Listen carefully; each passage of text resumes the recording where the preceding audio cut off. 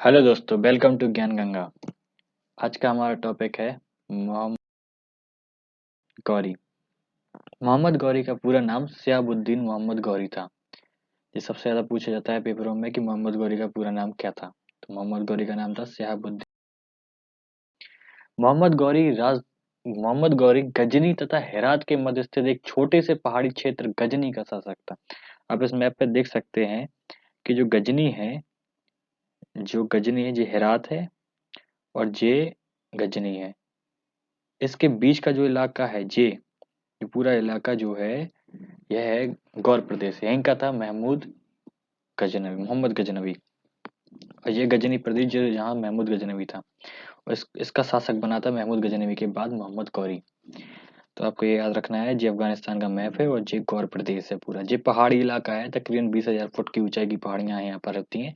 वहीं पर ये कबीले के तौर पर गौर गौर गौर लोग बाग रहते थे। गयासुद्दीन मोहम्मद गौरी इसका बड़ा भाई था। गयासुद्दीन जो था मोहम्मद गौरी का बड़ा भाई था, गयासुद्दीन। मोहम्मद गौरी के आक्रमण का उद्देश्य महमूद गजनवी के आक्रमणों से अलग था।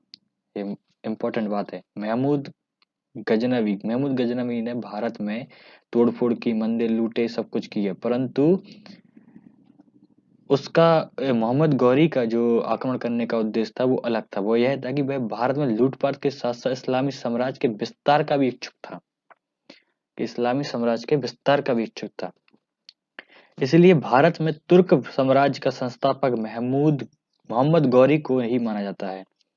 तुर्क साम्राज्य का संस्थापक जो है, ये पेपर में कई बार प्रश्न आता है कि बताइए कि तुर्क साम्राज्य का संस्थापक किसे माना जाता है, तो लोग अब महमूद गजनवी को लगाए जाते हैं, परंतु जो था वो था महमूद मोहम्मद गौरी।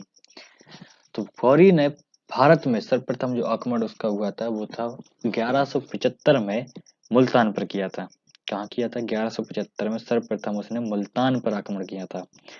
उस समय मुल्तान में सिया संप्रदाय के लोग बाग राज किया करते थे। गौरी ने गौरी ने द्वितीय आक्रमण जो था वो 1178 में ईस्वी में द्वितीय आक्रमण गुजरात पर किया। लेकिन मूला द्वितीय की माँ नाई की देवी, जो बहुत शौरवीर थी, बहुत बहुत एक तरीके से कह सकते हैं झांसी की रानी की तरह थी। नायिका देवी की सेना ने गुजरात की राजधानी पाटन से दूर आबू पर्वत के निकट युद्ध किया और इसमें बुरी तरीका से हार गया। ये प्रथम युद्ध था, प्रथम हार थी मोहम्मद गौरी की। प्रथम हार मोहम्मद गौरी की यही थी। और ये किसने किया? तो ये नायिका देवी थी। कहाँ पर हुआ? आबू पर्वत के पास के निकटतम स्थानों पर। मूल द्वितीय उसका लड़का था। तो इस युद्ध से सबक लेते हुए गौरी ने पहले संपूर्ण पंजाब पर अपना अधिकार किया। संपूर्ण पंजाब पर उसने अपना अधिकार किया। 79 से 86 के बीच में 79 से 86 के बीच में पंजाब को जीता। 79 में उसने सियालकोट को जीता।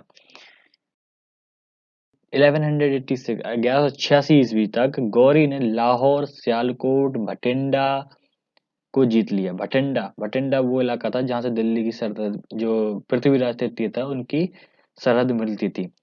तर्ब हिंद, जिसे तवर हिंद भी बोलते थे, पर सिर्फ पृथ्वीराज तृतीय का अधिकार था। तवर हिंद पृथ्वीराज चौहान के सीमावर्ती क्षेत्र था। तो भटिंडा पर जब 1186 में मोहम्मद गौरी ने अपना कब्जा कर लिया, तो उसकी और पृथ्वीराज चौहान की सीमाएं मिलने लगी। तो इसके बाद क्या था? इनका युद्ध होना था। तो गौरी ने इस पर अधिकार कर लिया और गौरी व चौहान के बीच युद्ध होना अवश्य हो गया था। तो तराइन का प्रथम युद्ध हुआ। तो तराइन का प्रथम युद्ध कब हुआ? 1191 ईस्वी में प्रथम युद्ध। तो तराइन के प्रथम युद्ध में पृथ्वीराज तृतीय ने गौरी को पराजित किया, लेकिन उसकी शक्ति को समाप्त नहीं कर सका। तो यह हुआ था कि गौरी हारा तो बहुत बुरी तरीका से थे इस युद्ध में, परंतु गौरी अपने गजनवी गया और वहां पे 1 साल तक उसने युद्ध की तैयारी की और बड़ी ताकत के साथ वो फिर वापस आया। और फिर अगली साल उसने 1192 में 1192 में ईस्वी में गौरी ने पृथ्वीराज तृतीय को हराकर अजमेर तथा दिल्ली तक के क्षेत्र को जीत लिया, तथा इसी के साथ चौहान साम्राज्य का अंत हुआ। तो पृथ्वीराज तृतीय इस युद्ध में हारा। इसके बारे में कई बात कही कि अजमेर लेके गए, बहुत सारे लोगों ने अलग अलग कथन दिए, तो मैं यहाँ पर स्पष्ट कर दूं। तो फिर तीसरा जो युद्ध हुआ चौथा जो युद्ध हुआ 1194 1194 में हुआ। ये कहाँ पर हुआ? ऐबक की सहायता से चंदवार में ये कन्नौज के शासक जयचंद को पराजित किया गया।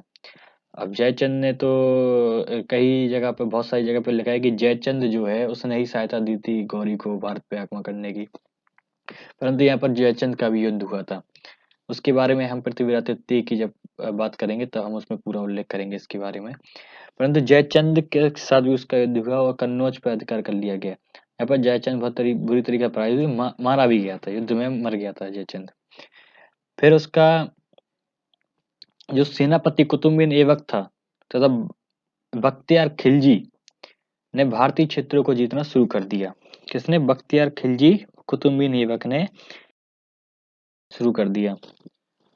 बख्तियार खिलजी ने बिहार तथा बंगाल का पश्चिमी क्षेत्र सैन्य शासक लक्ष्मण सेन, उस समय सैन्य शासक थे बंगाल में लक्ष्मण सेन, सैन्य शासक जो थे पश्चिमी, जो सैन्य शासक थे बंगाल में, वो पश्चिमी क्षेत्र में वो लक्ष्मण सेन थे, उनसे जीता। इसी दौरान उसके नालंदा विश्वविद्यालय, विक्रमशिला विश्वविद्यालय और इस सभी प्रकार के विश्वविद्यालय जो थे उधर उनको नष्ट किया। ये बहुत मतलब कि अजीब सी बात है, विश्वविद्यालयों को खत्म किया।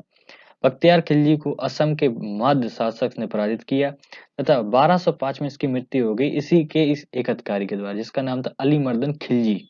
जो भी खिलजी था इसी ने बख्तियार खिलजी की हत्या कर दी थी। मोहम्मद गौरी की मृत्यु 1206 ईस्वी में मोहम्मद गौरी ने पंजाब के खोकर जनजातियों के विद्रोह को दबाने के लिए भारत पर अंतिम आक्रमण किया तथा इस अभियान में के दौरान उसका दमियक, ये नाम बहुत महत्वपूर्ण है, कई बार पूछा जाता है कौन सी वो जगह थी दमियक।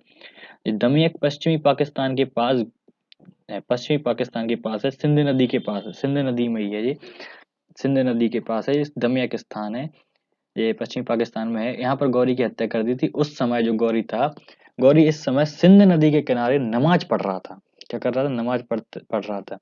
गौरी ने अपनी मृत्यु से पूर्व ही अपने दासों को अपना उत्तराधिकारी नियुक्त किया था। गौरी ने अपनी मृत्यु से पूर्व ही अपने दासों को अपना उत्तराधिकारी नियुक्त किया था।